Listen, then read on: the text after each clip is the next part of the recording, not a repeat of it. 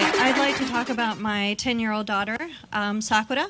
She, when we found out, Lion and I found out that we were having a kid, we really we wanted to conduct a social experiment on her called Unparenting.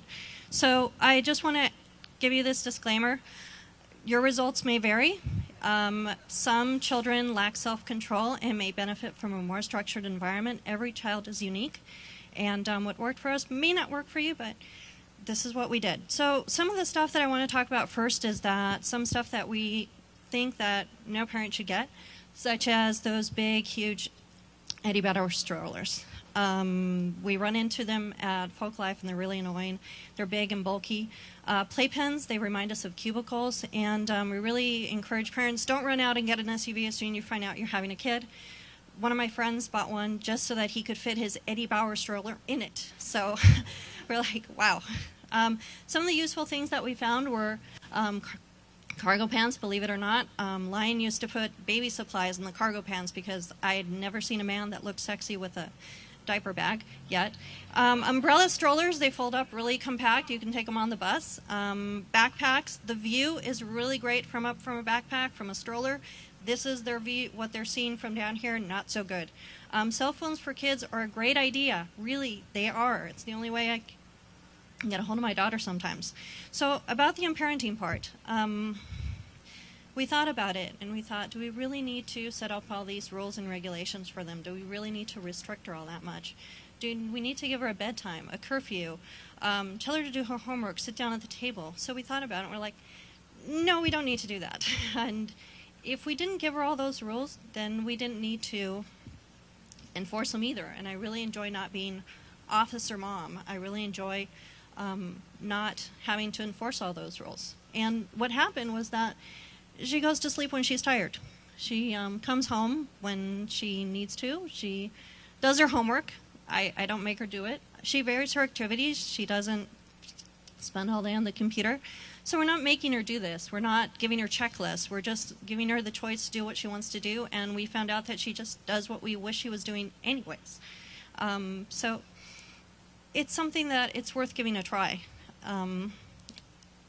No rules meant that we didn't have to stress out about, go to sleep now. We didn't have to stress about all those things. So Sakura is somebody that I really like being around as an interesting friend, not just because I love her. I really do like being around her.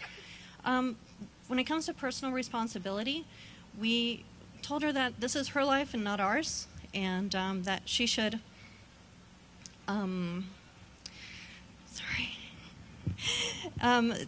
they need to find their own choices. They need to figure out what the right choices are, and not always us make those choices for them.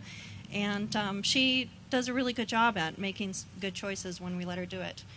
We foster creativity and curiosity by giving her experiences instead of things. We let your kids roam, explore nature, give them the freedom early on, and it's a really good idea. She's my partner in crime in most of my adventures, and I bring her along to most things, and it's...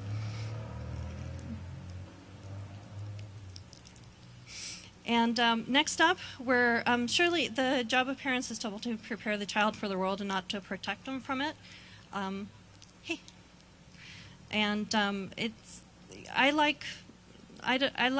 like to see where she's taking me, and I don't like dragging her along everywhere with me. Instead, I like to follow her.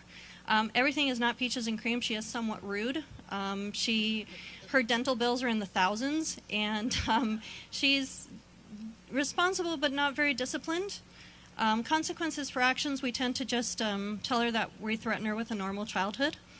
And it works wonders. Or we just tell her, we're going to take away your freedoms, and all of a sudden she's like, and she, gets back into shape. And there's a lot of freedom. So next up, we're taking her actually to Burning Man. And it's her first burn. I have utmost trust that she's going to take good care of herself. And collaborative homeschooling next year, where she's going to be learning from people around her. And I'm going to teach her how to ride the bus as well.